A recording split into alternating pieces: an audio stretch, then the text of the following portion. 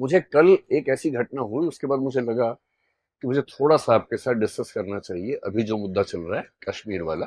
वो ये समझने के लिए कि एक सिविल सर्वेंट होने के नाते आपकी भविष्य में क्या जिम्मेदारी होगी, और इसी पर्सपेक्टिव से आपको परीक्षा में अपनी बात कहनी भी चाहिए, है ना। ये बात सिर्फ परीक्षा की नहीं है, जीवन की भी है। कल को आप एक जिला संभालेंगे, राज्य संभालेंगे, देश संभालेंगे, और देश संभालते हुए आपके हाथ से छोटी सी गलती हो गई तो बहुत भारी पड़ेगा पूरे देश को। इसलिए हमारा होश दुरुस्त रहे, जोश कंट्रोल में रहे, दिमाग ठीक से काम करता हो, ये बहुत जरूरी है। ये मुझे कल क्यों लगा, कल मैं जब क्लास से गया तो मुझे एक ऐसा बच्चा मिला जो हमारे ऑफिस में काम करता, बहुत नजदीक है, और वो बहुत ही बिलबिलाया हुआ था, बहुत नाराज था। मैंने उससे पूछा क्या हुआ, क्यों नाराज हो। बोला मेरा खून खौल रहा है। मैंने ठीक है भाई, जैसी घटना हुई है खून तो खोलना लाजमी है, किसी का भी खोलना चाहिए, लेकिन तुम्हें क्या लग रहा है। बोला मेरा मन कर रहा है कि आग लगा दूं। मैंने ठीक है, गुस्सा आना स्वाभाविक है। बोला आज मैं कहीं से आ रहा था, रास्ते में मेरे पड़ोस में, जब मैं बस वस में था कहीं, मेरे साथ में एक मुस्लिम व्यक्ति बैठा हुआ था। एक सेकंड को मुझे लगा कि हमला कर दूं उसके ऊपर, लेकिन मैंने खुद को रोक लिया। और पर मैं बहुत बदहवासी की हालत में, मैं समझ नहीं पा रहा क्या करूं, क्योंकि मैं झेल नहीं पा रहा हूं कि ये क्या हुआ है। चुन चुन के हिंदुओं को मारा गया है, कैसे स्वीकार करूं। अब ये मनःस्थिति ऐसा नहीं कि उसी की है, बहुत लोगों की है, आपके परिवारों में बहुत लोगों की होगी, आप में से भी कुछ की होगी जो यहाँ पे शायद कह नहीं रहे होंगे, लेकिन मन में तो सब बातें आती होंगी। ऐसे माहौल में एक सिविल सेवक की जिम्मेदारी क्या बनती है, हमें ये समझना है। और आप जब कल को निबंध लिखें, इंटरव्यू में जाएं, बात करें, वहां पर आपका नजरिया कैसा दिखना चाहिए, ये भी तो महत्वपूर्ण बात है ना, गौण बात थोड़ा ना। सबसे पहली बात जो आप इथिक्स में एक टॉपिक है इमोशनल इंटेलिजेंस, भावनात्मक बुद्धिमत्ता, उसमें पढ़ेंगे। जब भी कोई आपको उकसा रहा हो, नंबर वन, उकसावे में नहीं आना है, इमोशंस में बह के फैसला नहीं करना है। कोई भी ऐसा फैसला जिसके दूरगामी परिणाम है, वो इमोशन से बह के नहीं करना है, थोड़ा सा वहां से हट के, न्यूट्रल होके, सोच के समझ के फिर करना है। तो जब जब मन में ऐसा भाव किसी के आए, एक बार थोड़ा सा वहां से खुद को हटाना और गहराई में सोचना। सोचते कैसे हैं, जब आप क्यों हुआ, कैसे हुआ, किसने किया, उनका क्या पर्पस था, कहीं मैं उनका पर्पस पूरा तो नहीं कर रहा, मुझे क्या करना चाहिए। जब आप इस तरह से चीजों को ब्रेक करके सोचते हैं तो आप एक अच्छे लेखक भी बनेंगे, एक अच्छे इंटरव्यू के उम्मीदवार भी बनेंगे, एक अच्छे सिविल सर्वेंट और अच्छे नागरिक भी बन जाएंगे। तो उसको मैंने कल थोड़ा संक्षेप में समझाया, तो मुझे उस समय ये लगा कि मेरी जिम्मेदारी है कि मैं कम से कम क्लास में आप लोगों से भी बात करूं, और आप लोग अपने अपने परिवार के लोगों से बात करें। जब माहौल बहुत खराब हो तो अपने हिस्से का माहौल ठीक करना तुम्हारी जिम्मेदारी है ही। हर व्यक्ति तक तो हम नहीं पहुंच सकते, पर जहां तक पहुंच सकते हैं वहां तक कम से कम माहौल को ठीक करना, समझना, समझाना बहुत जरूरी चीज है। जब भी ऐसा हो तो पहले सोच के देखिए कि कौन है जिसने ये किया होगा। और समझदारी का मूल लक्षण पता है क्या है, आप चीजों को अलग कर पाते हैं, चीजों को मिला के एक नहीं करते हैं। जो चीजें अलग अलग हैं उनको अलग अलग करके देख पाने की क्षमता आपके अंदर है। ये किसने किया होगा, कौन होगा। और इसका सबसे सिंपल तरीका समझने का क्या होता है, जिसको इससे फायदा होगा उसने किया होगा। अभी एक पर्सपेक्टिव ये चल रहा है कि पाकिस्तान ने किया है, कुछ लोग ये पर्सपेक्टिव बना रहे हैं कि सारे मुसलमानों ने मिलकर ऐसा किया है, मुसलमान लोग चाहते हैं कि हिंदुओं को मार दिया जाए। और जो इमोशनल लोग हैं बहुत ज्यादा, उनको भड़काना सबसे आसान काम दुनिया में होता है। अगर हम दो ऑप्शन लेके चलें, एक लेके चलें कश्मीर के मुसलमान, एक लेके चलें पाकिस्तान। भाई पाकिस्तान को एक कह रहा हूं, पाकिस्तान भी एक नहीं है, पाकिस्तान की आर्मी अलग है, पाकिस्तान की सरकार अलग है, पाकिस्तान की जनता अलग है। कश्मीर के मुसलमानों को ऐसा करने से क्या फायदा होगा, फायदा होगा या नुकसान होगा, नुकसान होगा। इतने सालों की दहशतगर्दी के बाद 1980 के दशक के अंत में जो माहौल बिगड़ा, तब से बिगड़ा ही हुआ था। 2019 के बाद जब 370 को एब्रोगेट किया गया, तब भी कहा गया कि माहौल बिगड़ेगा, पर माहौल लगभग स्थिर रहा, संभल गया। कई साल तक केंद्र शासित प्रदेश के रूप में शासन चला केंद्र के माध्यम से। अब वहां इलेक्शंस भी हो गए। जनता की डिमांड पता नहीं थी, यानी क्योंकि कई वहां के लोगों ने ये भी कहा कि हमें तो ऐसे ही ठीक लग रहा था, बिना बात के इलेक्शन करवा दिया आपने। पर ठीक है, जनता का रिप्रेजेंटेशन होना चाहिए, इलेक्शन हो गया। उसके बाद अगर आप डेटा देखें, और एक सिविल सर्वेंट की पहली पहचान है कि वो डेटा देख के बात करता है, हवाई बात नहीं करता है। पिछले 2 सालों में जम्मू कश्मीर में टूरिस्ट जो गए उनकी संख्या 22 लाख से 25 लाख थी, और पिछले साल 2.5 करोड़ की संख्या थी। 10 टाइम्स बढ़ोतरी हुई वहां के पर्यटन में, और वहां का मुख्य उद्योग तो वही है, पर्यटन ही, टूरिज्म है। इस साल भी उम्मीद थी कि पर्यटन बहुत बढ़ेगा। गर्मी थोड़ी पहले आ गई। गर्मी पहले आने का मतलब वहां का टूरिज्म बढ़ेगा, क्योंकि अप्रैल में ही जो इलाका आमतौर पर मई जून में आबाद होता था, वो अप्रैल से ही आबाद होना शुरू हो गया, क्योंकि गर्मी ज्यादा हो गई, लोग जाने लग गए। वहां का टूरिज्म बढ़ने से क्या हो रहा है, वहां के लोग खुशहाल है। और ये इमोशनल हो के ये कहना कि हमारी जमीन है, भारत छोड़ दो, भारत वाले चले जाओ, वो 2 दिन की बात अलग है। पर जिस देश से आपको रोज रोजी रोटी मिल रही हो, आप चाहेंगे कि उस देश के साथ आपका संबंध अच्छा रहे। कोई भी चाहेगा। पेट भरा रहेगा तो आप सब बातें कर सकते हैं, पेट ही खाली होगा तो क्या बात करेंगे। और ऐसी रिपोर्ट्स में 3-4 दिन से पढ़ रहा हूं कि जो बेरोजगार युवक वहां पर पाकिस्तान के आतंकवादियों को बॉर्डर क्रॉस करवा के कश्मीर के अंदर लेके आते थे, उनमें से एक भी उपलब्ध नहीं है, क्योंकि उन सबको रोजगार मिल गया है।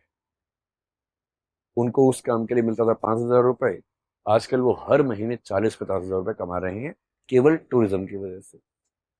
जितने होटल थे सब भर जाते हैं, अब क्या करें, लौटाएं कैसे। तो वहां के लोगों ने अपने घरों में एक एक कमरा निकाल दिया टूरिज्म के लिए, गांवों तक में निकाल दिया कि सस्ते में हो जाएगा, थोड़ा दूर जाके रहेंगे गांव में, घर के अंदर लोग रखते हैं कि टूरिज्म का डेवलपमेंट होता रहे। और जिस चीज से पूरे राज्य की इकोनॉमी चल रही है, कोई अपने पेट पे लात क्यों मारेगा। इस बात से दिक्कत किसको हो सकती है, कश्मीरी मुसलमानों को दिक्कत है नहीं। ये हो सकता है कि उनमें से कुछ लोग किसी के बहकावे में आए होंगे, ये हो सकता है, क्योंकि लोकल सपोर्ट के बिना इतना बड़ा हमला नहीं हो सकता है, ये बात भी सही है। लेकिन जनरली वहां का समुदाय क्यों चाहेगा कि 2.5 करोड़ टूरिस्ट जो आ रहे हैं, इस बार उम्मीद है 3 करोड़ की वो कर रहे हैं। अब तो पिछले 2 दिन से जो हालत है वहां पर, कि जो पहलगाम स्विट्जरलैंड था वो बन गया घोस्ट सिटी जैसा, पूरे शहर में कोई नजर नहीं आ रहा। ये कौन चाहेगा। तो मेरी पहली बात है, समझने का तरीका यह है कि कश्मीर का सामान्य मुसलमान, 2-4 अपवादों की बात मैं नहीं कर रहा हूं जो लोकल सपोर्ट कर रहे होंगे, सामान्य मुसलमान ये नहीं चाहता होगा, क्योंकि उसका तो रोजगार बढ़ रहा है, आय बढ़ रही है, वो ऐसा क्यों चाहेगा। तो कौन चाह सकता है। इतना दुरुस्त हमला है, इतनी तैयारी के साथ हमला है, कोई रैंडम व्यक्ति नहीं कर सकता। कोई व्यक्ति रैंडमली जाए मार दे भाई, जिनके सिर पे कैमरे लगे हुए हैं और जो लाइव टेलीकास्ट कर रहे हैं, उसको एडिट कर रहे हैं ऑन द स्पॉट और भेज रहे हैं अपने आकाओं को, और जो इतनी बड़ी बड़ी भारी भारी बंदूकें आराम से संभाल पा रहे हैं, जो किसी से पूछ रहे हैं तुम्हारा धर्म कौन सा, हिंदू, सीधे मार दिए सिर पे। इतने ठंडे खून के साथ किलिंग करना मजाक नहीं होता है। कभी आप आईपीएस बनेंगे, पहली बार किसी को मारना पड़ गया ना, कई दिन नींद नहीं आती उसके बाद। जो इतना कोल्ड ब्लडेड मर्डर करता है, इसका मतलब वेल ट्रेन्ड व्यक्ति है, उसको ट्रेनिंग कहां से मिली होगी। तो ट्रेनिंग कौन देगा, सीधी सी बात है, पाकिस्तान से मिली होगी। तो ये मान के चलेंगे। पाकिस्तान को क्या दिक्कत है। पाकिस्तान की जनता को मेरे ख्याल से कोई दिक्कत नहीं है। जनता में कुछ मूर्ख हर देश में होते हैं, हमारे देश में भी, उनके देश में भी हैं, जो बिना बात के बिलबिलाते रहते हैं, भारत को बर्बाद कर दो, यहां भी पाकिस्तान बर्बाद कर दो, पाकिस्तान को खत्म कर दो। अरे खत्म करके वो लोग कहाँ जाएंगे, कहीं तो रहेंगे ना भाई। यहां आ गए तो और तबाह हो जाओगे आप। अच्छा वहां पर है, लेकिन खत्म कर दो। ऐसे क्यों खत्म कर दो, वो रहते हैं ठीक है, रहे मस्त, हमें परेशान ना करें, हमें क्या दिक्कत है इस चीज से। क्या पाकिस्तान की सरकार को दिक्कत है, हो सकती है, लेकिन मेरे ख्याल से फिलहाल जिसको दिक्कत है वो वहां की आर्मी है। और आर्मी को क्यों दिक्कत है, सिंपल है, समझिए क्यों दिक्कत है। आप तो आईआर भी पढ़ेंगे, सिक्योरिटी पढ़ेंगे, ये सब आपके पाठ्यक्रम की चीजें हैं। क्यों दिक्कत है? एक तो पाकिस्तान एक फेल्ड स्टेट की स्थिति में जा चुका है, कटोरा लेके दुनिया भर में भीख मांगता है, पैसे नहीं है।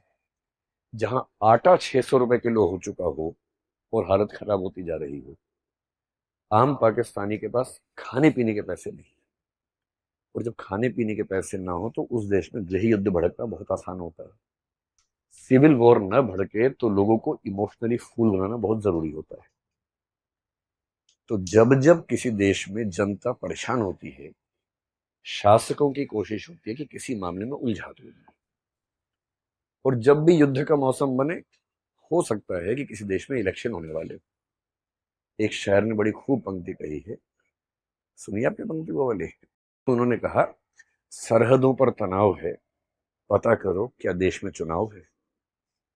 क्योंकि लोगों को इमोशनल बना देंगे, चुनाव होगा, उसका फायदा मिल जाएगा। इस समय पाकिस्तान की सरकार क्राइसिस में है, तो पाकिस्तान की सरकार को चुनाव हो या ना हो जनता का ध्यान भटकाने की जरूरत है, इसलिए वैसा कर सकते हैं। फिर कुछ दिन पहले वहां पर एक घटना हुई बलूचिस्तान को लेकर। पाकिस्तान पेट से है, बलूचिस्तान कभी भी हो सकता है। बधाई हो, बलूचिस्तान हुआ है। ये खबर ये बात ताली बजाने की नहीं है, रियल सिचुएशन ऐसी वहां पर इस समय चल रही है। 2-3 बच्चे होने की उम्मीद है। इधर इधर इधर सिंध ओवर ड्यू है, कभी भी खबर आ सकती है। तो लेकिन ये खबर जल्दी आने वाली है। ये प्री मैच्योर बेबी है, थोड़ा जल्दी 7-7.5 महीने में लगता है कि ऐसा होता है कभी कभी, प्रकृति के अपने उसूल होते हैं। अब उनको लग रहा है कि सोचो किसी देश के अंदर ट्रेन हाईजैक हो गई। बस भाई फ्लाइट फिर भी समझ में आता है कि फ्लाइट में 2 लोग चढ़े लेके चले गए, ट्रेन तो जमीन पे है, इतनी लंबी है।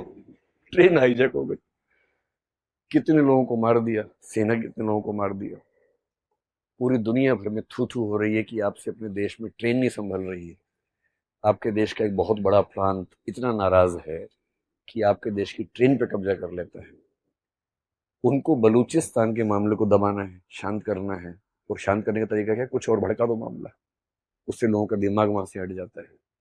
तो एक तो गरीबी, ऊपर से बलूचिस्तान, और तीसरा एक शख्स वहां बहुत परेशान है, उसका नाम है असीम मुनीर।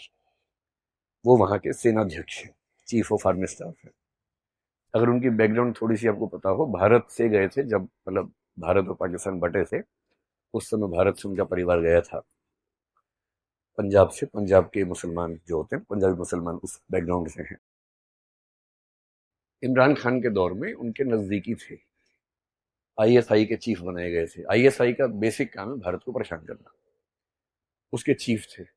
फिर इन्होंने कुछ ऐसी बड़ी मिस्टेक कर दी कि उसके बाद इनको पनिशमेंट पोस्टिंग देके बहुत खराब पोस्टिंग में भेज दिया गया। अब जैसे इमरान खान की सत्ता पलटी, नवाज शरीफ के भाई है, तो नवाज शरीफ के निर्देश पे कहते हैं कि उनको पाकिस्तान का सेनाध्यक्ष रिटायरमेंट से 2 दिन पहले बनाया गया, एक्सटेंशन देके। और इसलिए बनाया गया कि इमरान खान के दुश्मन नंबर 1 है इस समय। इमरान खान और उनके समर्थक इस समय पाकिस्तान की नाक में दम किए हुए लगातार, बात बात पे राजधानी घेर लेते हैं। और ऐसा लगता है कि राजधानी कब्जे में है इमरान खान के लोगों के। तो इमरान खान फैक्टर को दबाने के लिए सेना का प्रमुख ये व्यक्ति बना है। और इसके मन में एक परेशानी हमेशा से भारत को लेके, इसने कुछ दिन पहले ऐसी एक स्पीच दी भी थी जिसमें भारत के हिंदुओं को अटैक किया कि हिंदू लोग हमसे अलग हैं, हम एकदम अलग हैं, हम एक हो ही नहीं सकते हैं, इस तरह की बातें की। जो एक हिंट अपने आप में था कि कुछ तो पक रहा है।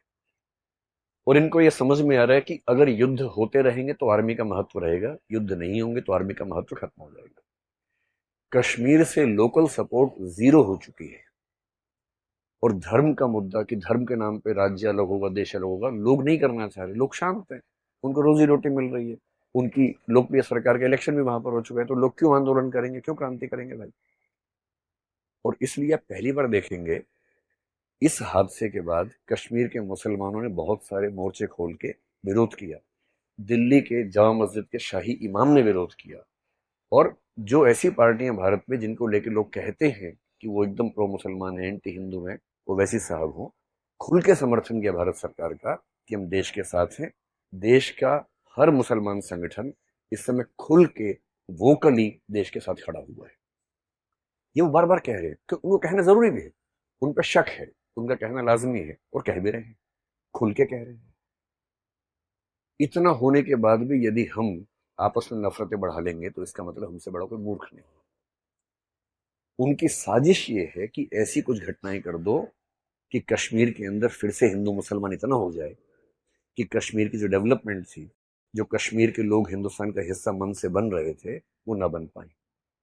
फिर पटरी से उतर जाए सारा प्रोसेस, जो इतनी मुश्किल से पटरी पे आया है, सारा उतर जाए पटरी से।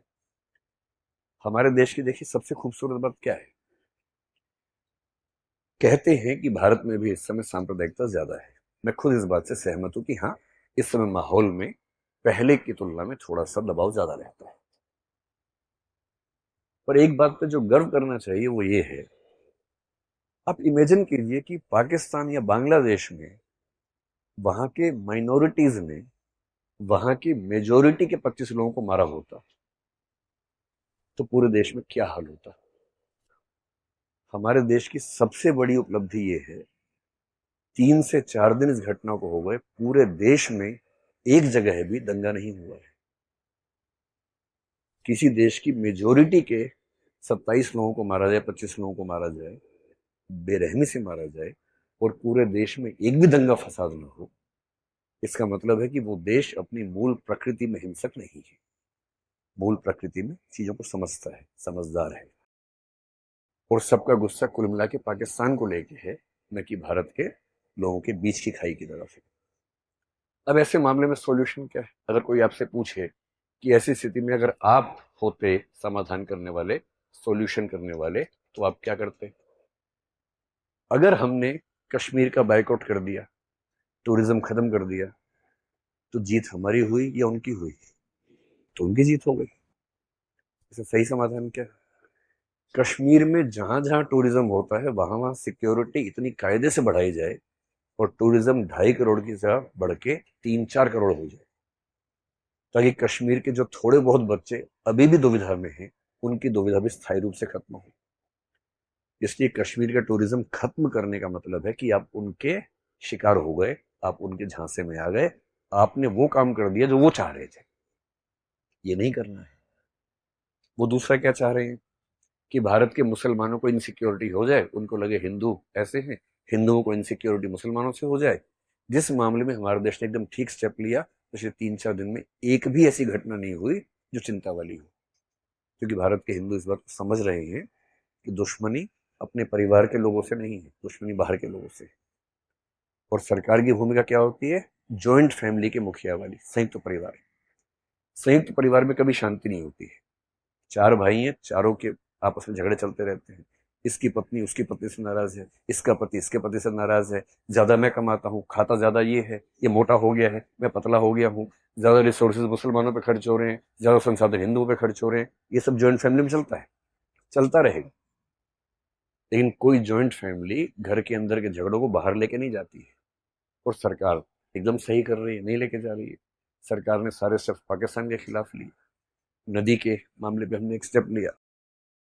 इन स्टेप्स का असर समय के साथ दिखेगा। और अभी आप में से कई लोगों का मन कर रहा होगा कि युद्ध हो ही जाना चाहिए।